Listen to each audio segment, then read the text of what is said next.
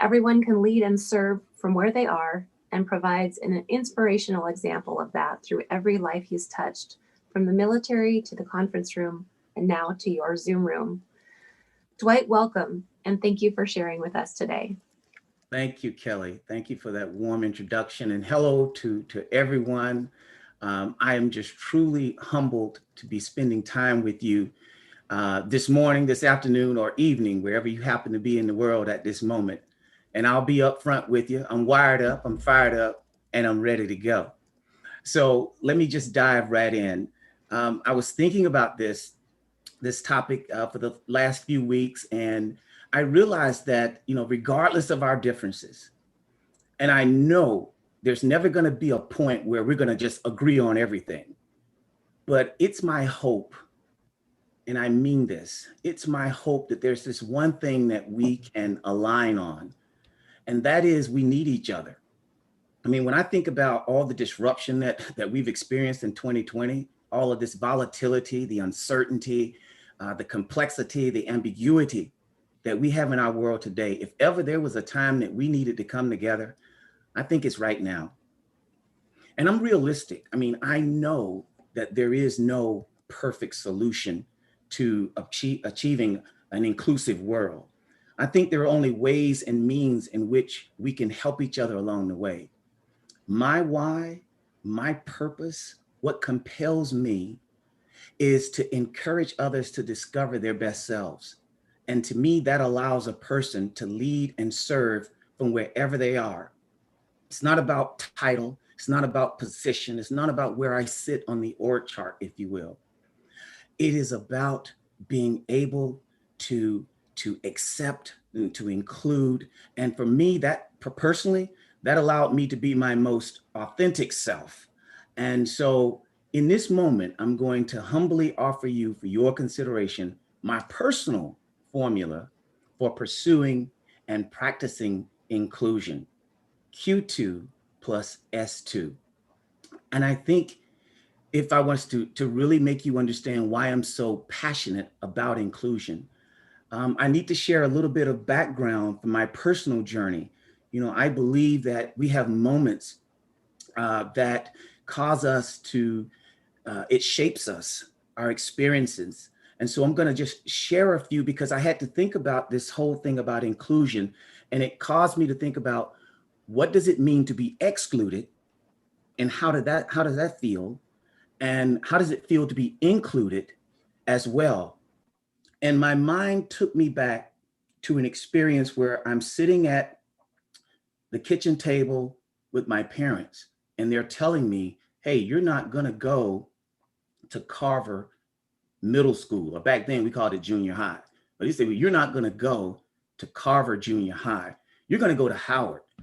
And I was confused. I don't understand. They said, you're going to have to get on a bus and you're going to be bused across town. You have to get up early. And what I didn't know it, this whole thing about desegregation and what was the aims of, all I knew is that I was getting on a bus and I was going across town to a school where just about everybody was white. The predominant, most people were white at the school.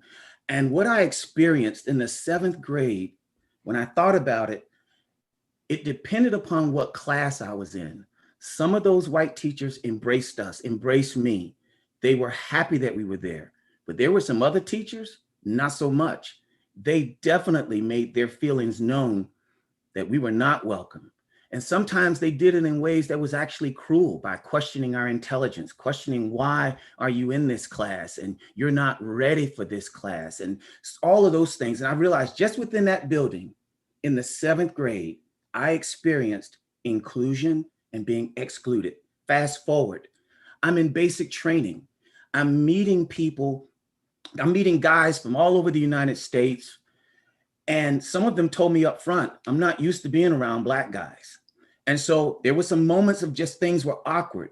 Let me tell you, on graduation day, we're hugging, high-fiving. We're so excited. Bravo company finished. And we were so proud. And it felt good to be a part of a unit, that esprit de corps. Fast forward. I've spent 3 years in Germany, traveled all over Europe. It's 1982. My wife and son and I, we come back to the States after 3 years being gone.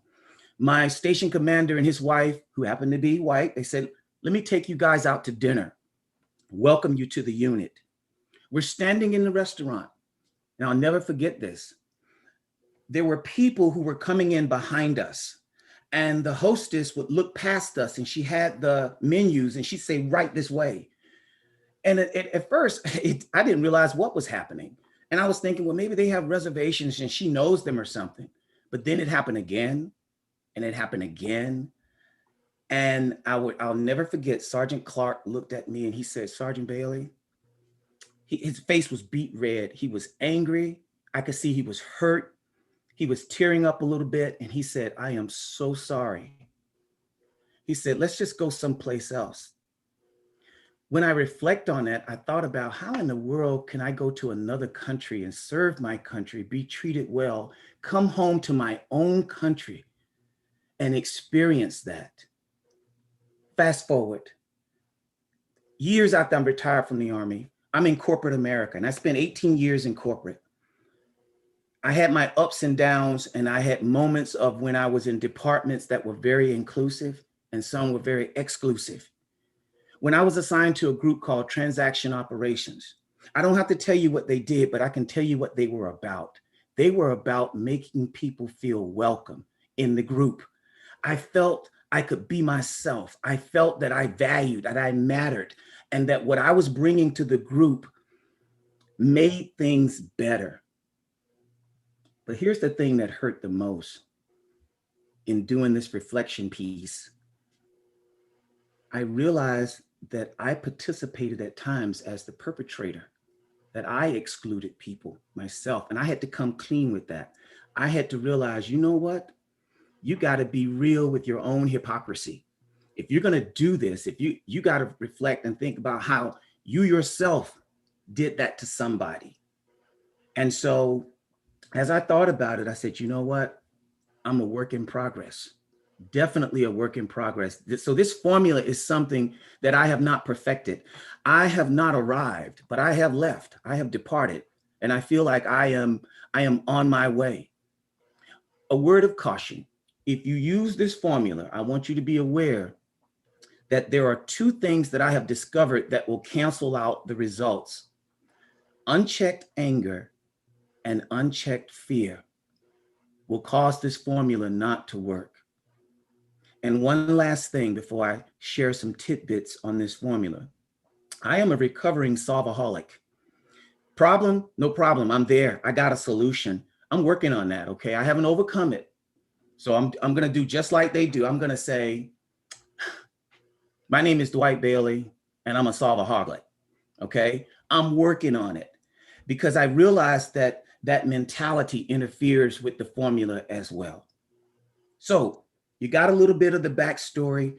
You understand, and I hope you understand my why and why I'm so passionate about this. So Q2 and S2. So here's the first one. Q2, be quick, and that's what the Q is for. Be quick to listen.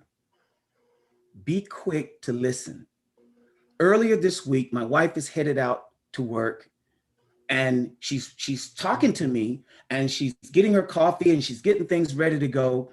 And I said to her, hey, you're stressing. You're stressing. You need to try to bring it down. And she stopped almost in mid-pour. And she looked at me and she said, what am I stressing about? I had to stop thinking for a second. I said, I don't know. She said, that's right. I'm not stressing. And so you shouldn't tell me that I'm stressing. So I texted her later that morning and I said, you know what? I was coming from a good place. I'm sorry, but here's what I've learned. It is better to ask what one is feeling, to ask what one is thinking about, than to tell. What I was actually doing with her that morning is I was hearing. I wasn't listening. I was hearing, and hearing is accidental. It's almost an automatic brain response. We're just processing sounds and things, and we're filtering things out, and we decide that we know how to respond. That's not listening. Listening for me is about its purpose. It's focus driven. It's not an accident. It requires desire. It requires this active focus concentration for the purpose of understanding what is being expressed by the person that's talking. So being quick to listen is not about speed. It's about a readiness. It's very difficult to control what comes out of our mouth sometimes. And being quick is not just the quality or the quantity of listening, it is the promptness of listening. And by the way, I've discovered personally, you can be late to listening. The conversation has started, but I'm not there yet. I'm not fully present. I'm still checking my phone. I'm still thinking about other things, and the conversation has started. Being quick to listen is about that promptness. Being quick to listen requires pure, I'll call it pure curiosity. My heart can't be in conflict. What does that mean? That means that I have to be aware of what lens that I'm using. How am I seeing things? And I'll touch on this a little bit later about there are certain boxes that you can find yourself in that will interfere with how you listen, how you listen. So I'm going to circle back to that, but just think about it. It requires, if you had to pay a toll in order to participate in listening, the toll would be curiosity. You got to be curious about what's being said. I also discovered that being quick to listen requires letting go of the need to be right. And there are times that I found that I was addicted to being right. There's something about I'm right. Yeah, you know it. I'm right. Um, I've discovered that two people can't achieve being heard and understood simultaneously. That tends to not work. So, a matter of fact, a lot of times that result in yelling, and you don't get anywhere with that. But um, someone has to be willing to put themselves on pause, if you will, to suspend me for a moment so that I can really listen and attempt to understand what's being said. I actually think that's part of being a servant leader, and I consider myself a servant leader. So um, this thing about, and just some quick snapshots as I'm monitoring my time, and I know Kelly is checking me, but being quick to listen is that readiness for full attention. It's a readiness to understand. Be quick not to interrupt. All right. And you know, we're so eager to say what we want to say. Um, and so we can overtalk someone. And remember, I said I'm a recovering solvaholic. Sometimes the message is coming. I don't even understand the full situation. Like, I got your answer already. I know exactly what you need to do. Interrupting, not fully understanding. And even though I'm trying to be helpful, what I'm actually doing is I'm robbing that person in the moment. That's right. I'm robbing them. I'm stealing their time. I'm robbing them of the opportunity to express themselves. Here's the thing. I learned that being quick to listen means that I don't even have to reply sometimes. All I have to do is just sit still and be comfortable with the silence. Being quick to listen is a doorway to understanding what someone else is, what they feel. I had a very, very close friend of mine who is a white male, looked me straight in my face. This was last week on a call. We were getting ready to do some work together.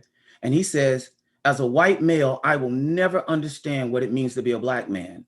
I can never, ever, as much as I would want to, I could never walk in your shoes. He says, but here's what I can do. I can put my own shoes on and walk beside you. And when he laid that on me, I was like, oh, that is deep. I said, by the way, I'm going to use that because I realized in my formula, it's not just about being quick to listen. It's about being quick to empathize. Be quick to empathize. And there is so much in this world that causes us to be jaded, to be cynical, to question, to withhold. But I think for me, I'm learning to be quick to empathize. I feel like you can't get to compassion until you go through the doorway of empathy, feeling and understanding. There is a connection between empathy and listening, and it is dependent upon the condition of the heart. Being quick to empathize. And I told you earlier about some boxes. And so I was reading this book years ago about the anatomy of peace.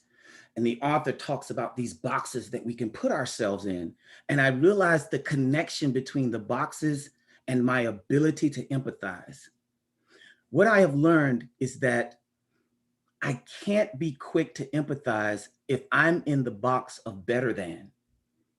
When I'm in the box of better than, I find that I will overtalk. It's not about this thing of superiority or inferiority, because there's a box of less than. I can see myself as less than a person, and that can bring up a whole bunch of other feelings too. If I'm focused on seeing myself better than this person, what I have to bring to the conversation is better than what they have, I'm in the better than box. If I'm thinking about my own inadequacies and that's where my mind is, how can I begin to understand what they're feeling when I'm so in tune to myself? There's no way. I can't be in the box of better than, and I can't be in the box of less than.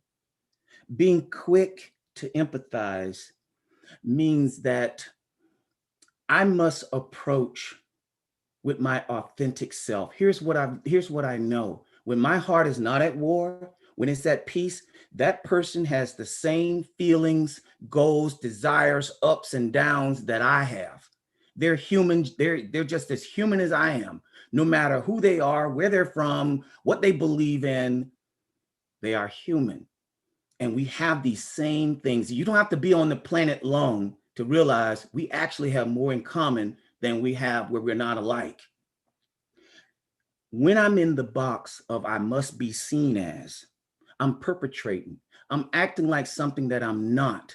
How could I truly empathize with someone when I'm pretending to be something that I'm not? I can't really do that. I have to be myself. And because if I'm true to myself and I understand all of my faults and failures and know that I am perfectly imperfect, I know that person is right there with me. That allows me to empathize with them. Being quick to empathize means I can't be in the box of I deserve. If I'm thinking about what I'm missing, if I'm focused on my needs and what I should have, how could I have room in my heart to feel what that person is feeling? You know, I heard Simon Sinek say a little while ago, he was talking about empathy and that it's being concerned about the human being and not their output. And that got me thinking about the fact that we call ourselves human being, but we treat each other like human doings. It's what can you do for me? That mindset to me directly interferes with inclusion. A final comment on empathy and empathizing. I can't be quick to empathize if I'm tolerating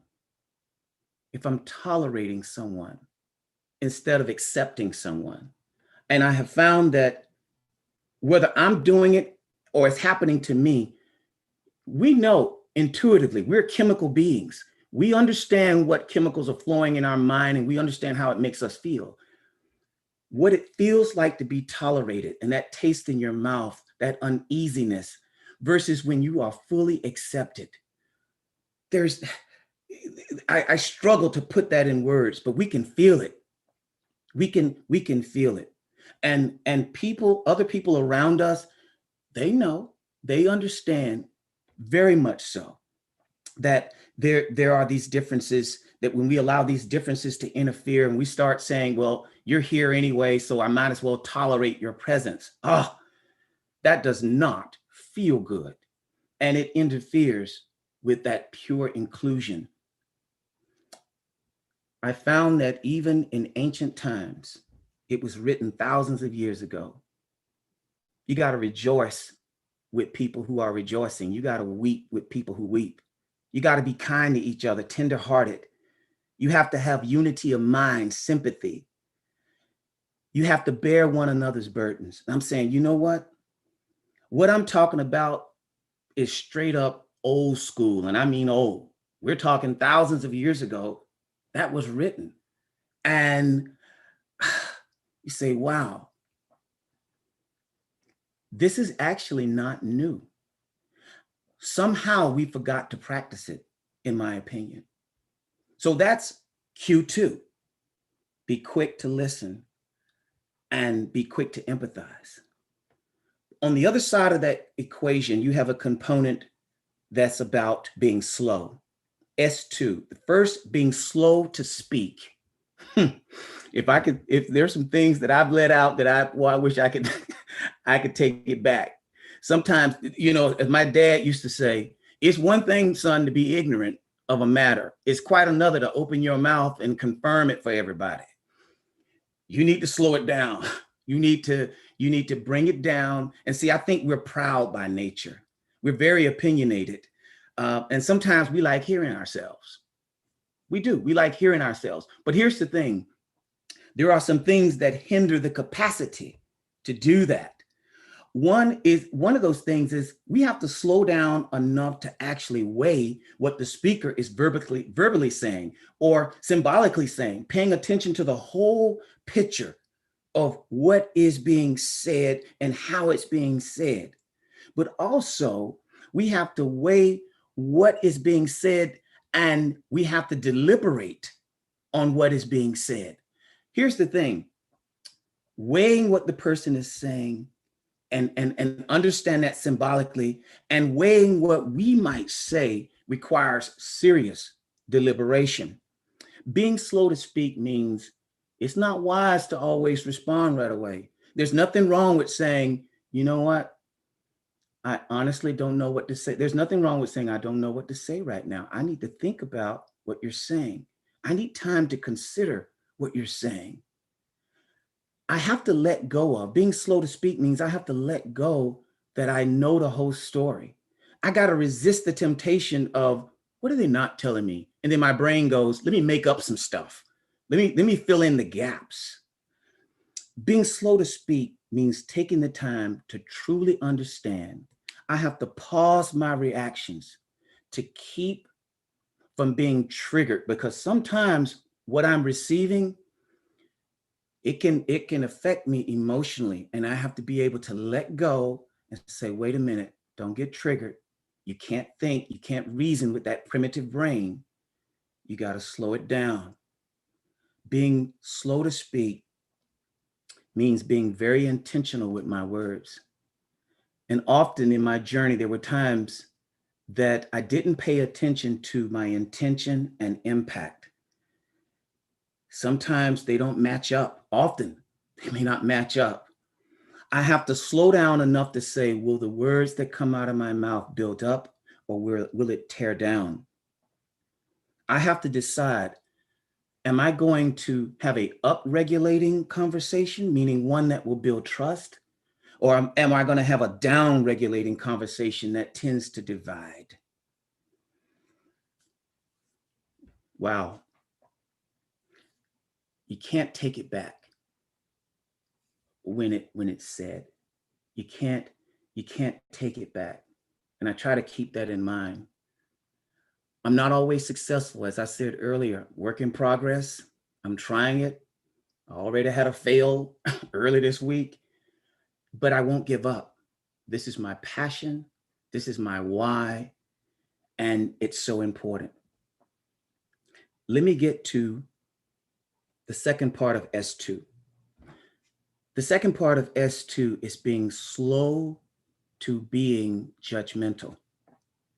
And when I was thinking about this, I was thinking, okay, I'm choosing my words carefully here, because for me personally, there's a difference between judging and being judgmental.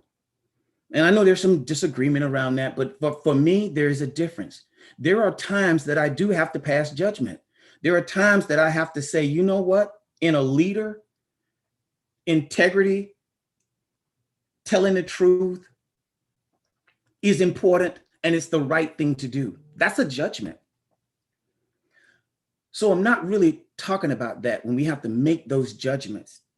What I'm talking about is when we allow our assumptions, when we allow our bias that we have, and we all have it, when we allow an experience that's something that happened to us, but we allow it, we use a broad brush and we say, everybody who looks like that must be. Because I know I've experienced being profiled, being judged. I was thinking about my last encounter with the police. It started off intense, but it calmed down once he saw my military retired ID card in my wallet. He even thanked me for my service. I didn't get a ticket. I didn't do anything wrong anyway. But he was being judgmental. But it was the ID card. It was interesting. And I'm still processing that, by the way. But it was my ID card. And he thanked me for my service. And so far there's a connection. He might have been ex-military. I don't know. But maybe it said, he's not a threat. He's not a threat. Being judgmental can derail inclusion. We have to be slow to not letting our minds draw those conclusions, getting the facts before we react. Just because I believe it doesn't mean that it's true. I have to control my brain long enough to say, stop making stuff up. Stop filling in the gaps. Tell people that you're really interested in understanding what they feel and start telling them how they are feeling. I hope this formula and the way I've articulated it, I hope it makes some sense to you. It makes sense to me. I'm working on that. And who knows, I may refine it. I may refine it as I go along. But I was asked a long time ago, what can you not be with? And my answer was hypocrisy. I don't want to be a hypocrite. I want to play a role in making our world more inclusive. I thank you so much for the time and the attention. And I want to turn it back to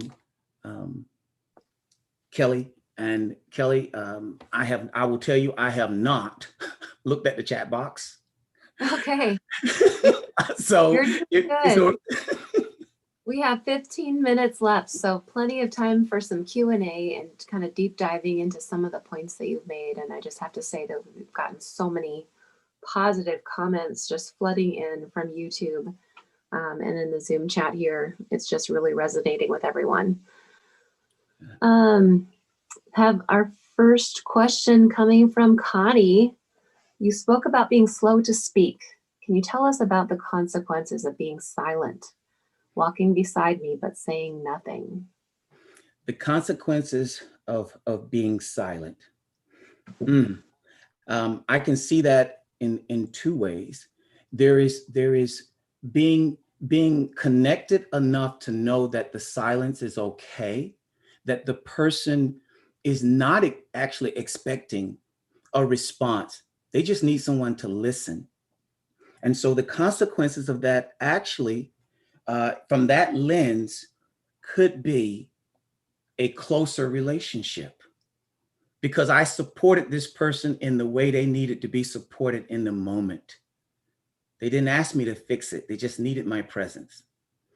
On the flip side of that, if I haven't truly connected, if I'm hearing and I'm not listening, that person, in fact, I'm being silent, but what they need is my verbal support. They actually need me to say, it's going to be okay. It's going to be all right. I'm right here and I'm going to be with you through this. And I'm just kind of pulling that. I'm not as an example, but I hope that makes sense. If I get the listening part right at the start, if it comes to the silent piece, I should get that right. I hope that answers your question. Connie, feel free to come off mute if you have any follow-up to that. No, thank you, Dwight. I think you answered it well.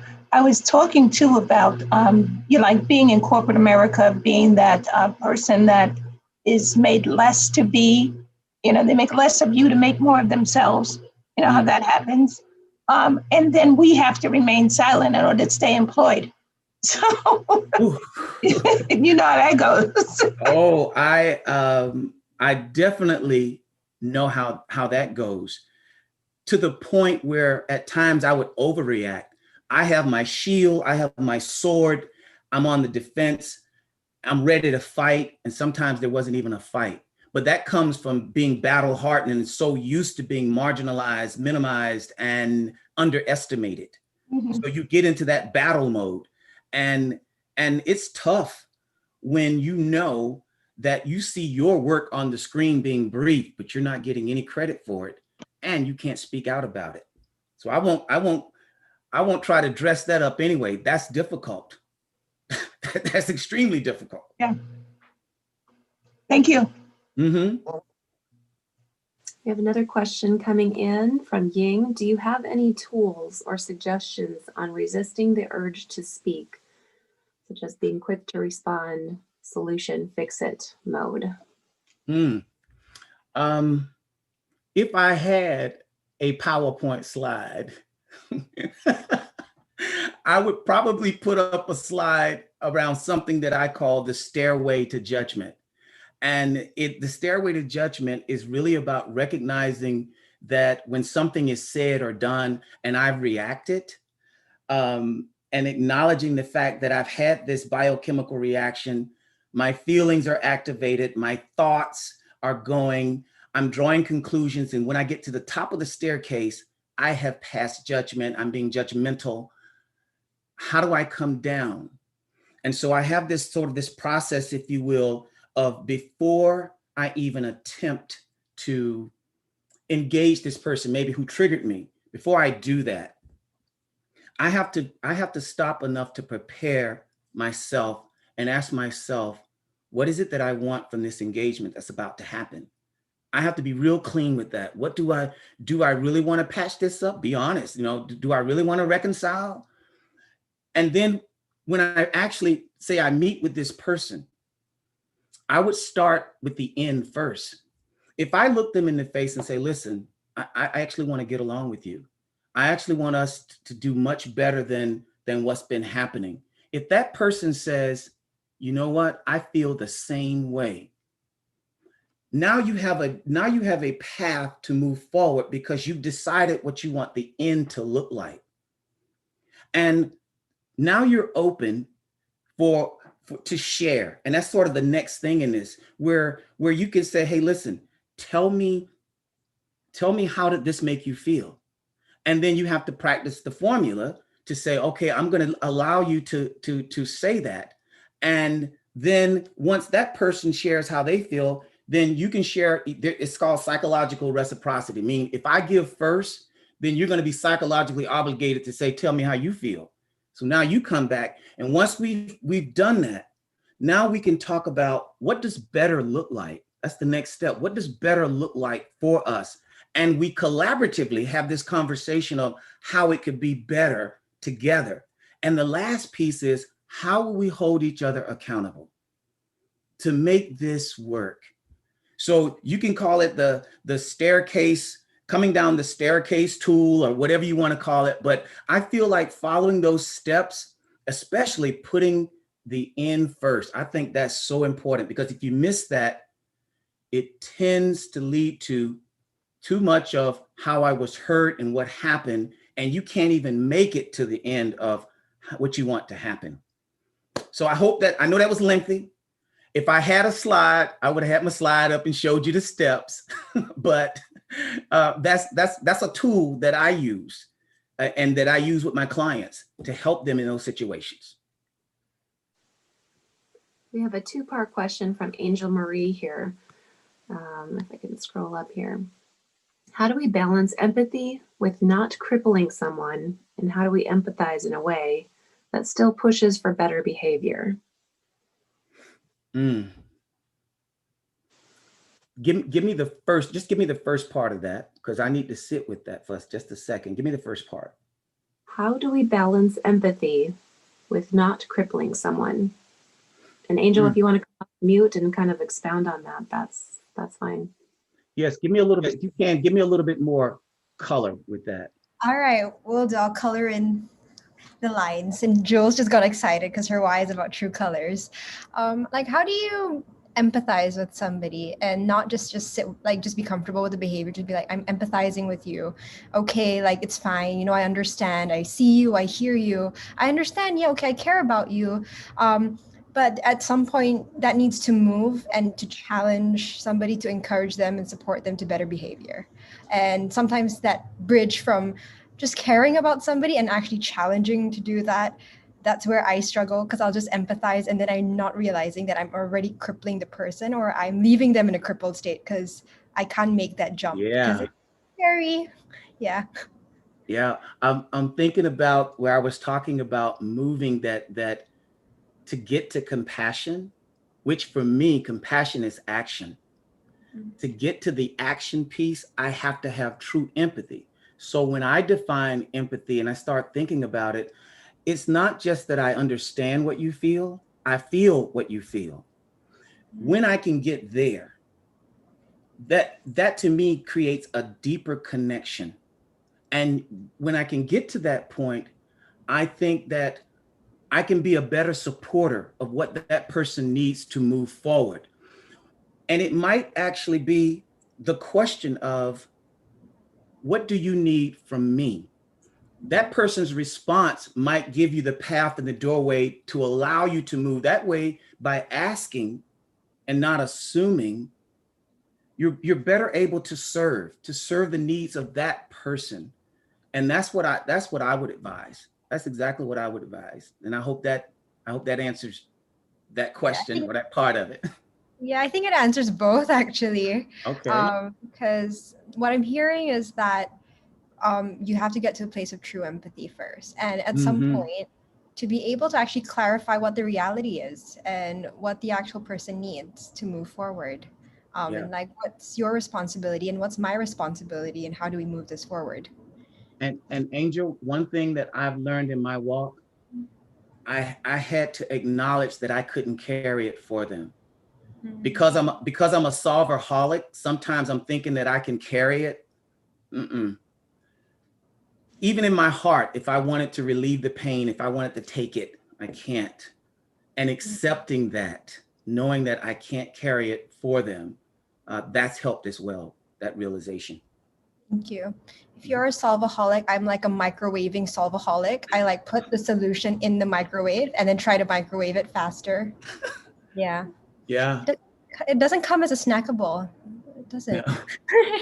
No. Not at all.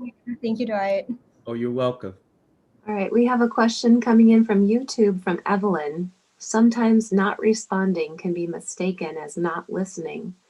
How do you show someone you are truly listening without interrupting? Ooh, man, that's a heavy question. How do you show someone that you're truly, if I'm understanding the question, how do you have somebody understand or see that you're actually listening?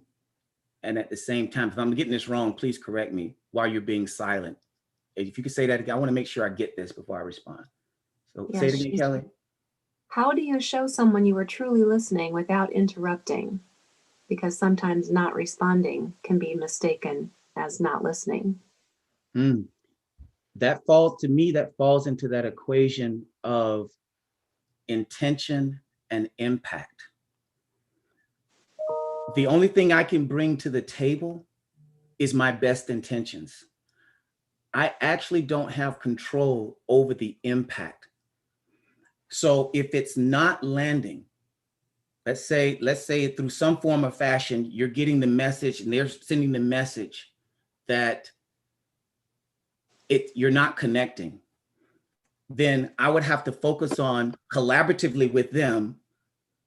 How do we make that happen? How do I show that? Because there may be a piece of the conversation that's missing, that hasn't been shared. And so opening the door for the missing piece would be important for me. But I can only bring my best intentions. My best intentions. I have no control over how it's going to land and the impact that it's going to have. We're imperfect.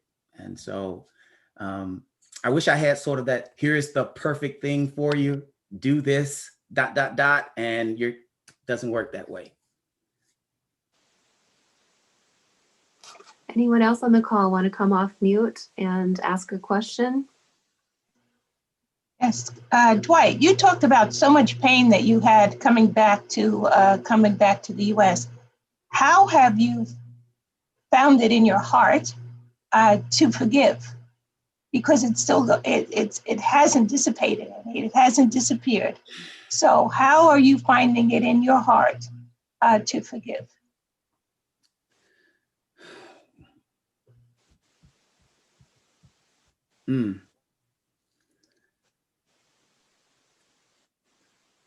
I think what allows me to forgive is understanding my own faults and failures. And that if I don't forgive, then I won't be forgiven.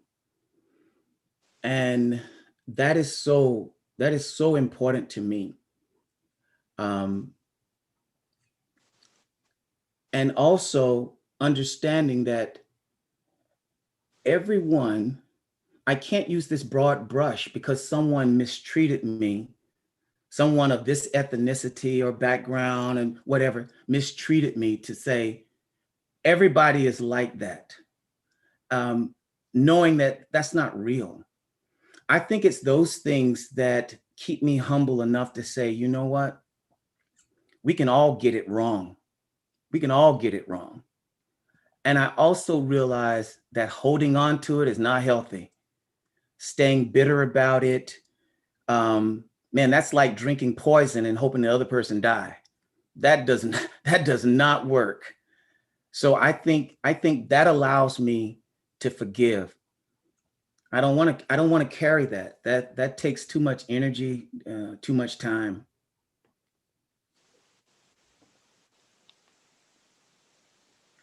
So good.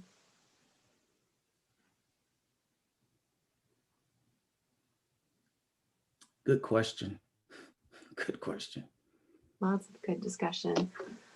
Well, Dwight, thank you so much for your time today and sharing your formula for inclusion with us. You know, I have lots of good takeaways. So if any of you want to connect more with Dwight and learn about his work, you can visit WYRED.live, and all of his contact info is in his speaker bio out there. We're going to take a quick break before the next session. We'll be back at the top of the hour with Jeannie Chang, who will talk to us about embracing cultural confidence. In the meantime, we're going to close the room and reset for the next session. So we will see you back in 15 minutes.